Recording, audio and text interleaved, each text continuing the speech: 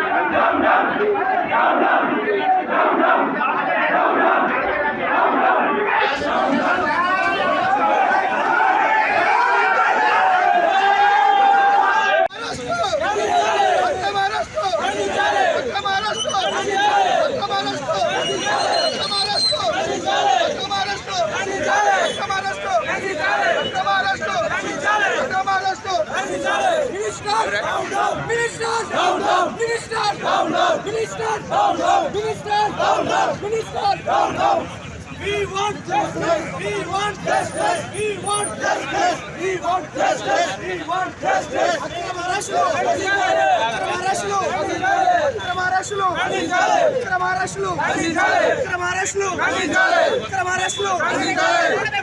మంత్రి వివేక్ గారు ఆదిలాబాద్ జిల్లాలో మరి ఈ మంచిర్యాల జిల్లాలో చెన్నూరు నియోజకవర్గం కావచ్చు, బెల్లపల్లి కావచ్చు, ఈ ప్రాంతం అంతా కూడా రాక్షస పాలన చేస్తున్నాడు. ప్రజాస్వామ్యాన్ని కూని చేస్తున్నాడు. ఇవాళ ప్రజల చేత ఎన్నుకోబడ్డటువంటి ఈ ప్రజాస్వామ్యంలో మరి హక్కు లేకుండా ఏదైతే మరి 14 మంది కౌన్సిలర్లు ప్రజల చేత ఎన్నుకోబడ్డటువంటి కౌన్సిలర్లను ఇవాళ మెజార్టీ ఉన్నప్పటికీ కూడా కేతనపల్లిలో మరి ఇంత దౌర్జన్యం చేసి ప్రజాస్వామ్యాన్ని కూని చేసి ఇవాళ వాళ్ళు 7 ఉన్నటువంటి సభ్యులని వాళ్ళకి చైర్మన్, వైస్ చైర్మన్ చేయాలని ఒక కుట్రపూరితంగా ఇవాళ మరి వివేక్ గారు ప్రయత్నిస్తున్న తీరు ప్రజలు గమనిస్తున్నారు.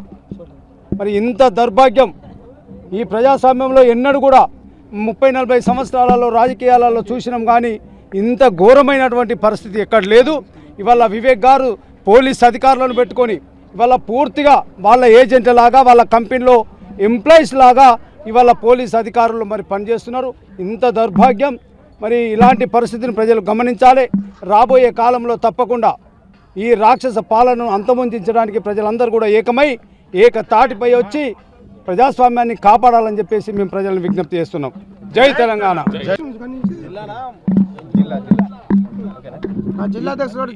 ఈరోజు మరి బీఆర్ఎస్ పార్టీ జిల్లా అధ్యక్షులైనటువంటి బాలకృష్ణను అక్రమంగా పోలీసులు అరెస్టు చేయడాన్ని మేము తీవ్రంగా ఖండిస్తున్నాం. ఇవాళ మంచిర్యాల జిల్లా బీఆర్ఎస్ పార్టీ ఇవాళ తీవ్రంగా ఖండిస్తూ రేపు ఈ 3 నియోజకవర్గాలు చెన్నూరు, బెల్లంపల్లి అట్లాగే మంచిర్యాల నియోజకవర్గాల్లో మరి బంద్కు పిలుపునిస్తున్నాం. దయచేసి ప్రజాస్వామ్యవాదులారా, మేధావులారా, విద్యార్థులారా, మరి ప్రజాస్వామ్యవాదులారా మీరందరూ ఆలోచన చేసి ఇవాళ ధర్మం వైపు నిలబడి ఇవాళ ధర్మానికి అధర్మానికి జరుగుతున్నటువంటి ఈ యుద్ధంలో మీరందరూ పాల్గొని మరి రేపు ఏదైతే బంద్ పిలిపిస్తున్నామో ఆ బంద్ను విజయవంతం చేయాలని చెప్పేసి మేము ప్రజలందరినీ కోరుకుంటున్నాం. జై తెలంగాణ. బాలకృష్ణ మంచిర్యాల జిల్లా బీఆర్ఎస్వి అధ్యక్షుడిని అరెస్ట్ చేయడం, అక్రమంగా అరెస్ట్ చేయడం మేము తీవ్రంగా ఖండిస్తాను. మంచిర్యాల బీఆర్ఎస్ పార్టీ తరఫున ఏదైతే 11 తారీఖు ఎలక్షన్ అయినాయి, 13 తారీఖు రిజల్ట్ ఇచ్చారు. ఈ ఎలక్షన్ కమిషన్ ఇచ్చినటువంటి రిజల్ట్స్లో స్పష్టంగా 14 సీట్లు బీఆర్ఎస్కు రావడం జరిగింది, 7 సీట్లు మాత్రమే కాంగ్రెస్ రావడం జరిగింది. ఒక ఇండిపెండెంట్ వాళ్ళు గుంజుకున్నారు. అయినప్పటికీ వాళ్ళ సీట్లు 8, మా సీట్లు 14 సీట్లు ఉన్నాయి.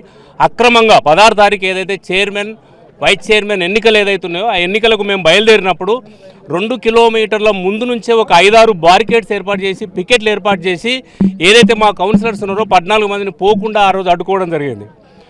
12:30 వరకు, 12:40 వరకు ఆ రోజు 16 తారీఖు 12:30, 1 గంట వరకు కూడా మా కౌన్సిల్ క్యాండిడేట్స్ను, ఎలక్ట్ అయినటువంటి క్యాండిడేట్స్ను అక్కడికి పోనీయకుండా అడ్డుకొని ఇది రేపటికి పోస్ట్ పోన్ చెప్పి ఆర్ఓ గారు చెప్పడం జరిగింది.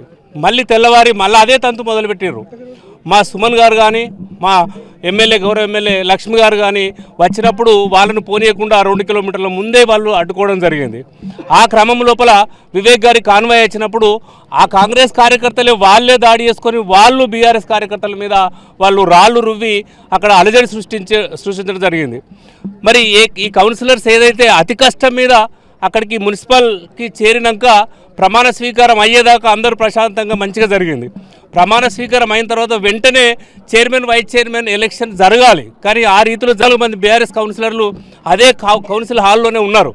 ఈ కాంగ్రెస్ వాళ్ళు బయటకు వచ్చేసి ఏదో వాళ్ళు ఒక ప్రణాళిక ఏర్పాటు చేసుకొని మరి కౌన్సిల్ హాల్కి వెళ్ళేసి ఏంటిదంటే వాళ్ళందరినీ కూడా డిస్టర్బెన్స్ చేసి కౌన్సిల్ చేయడం జరిగింది.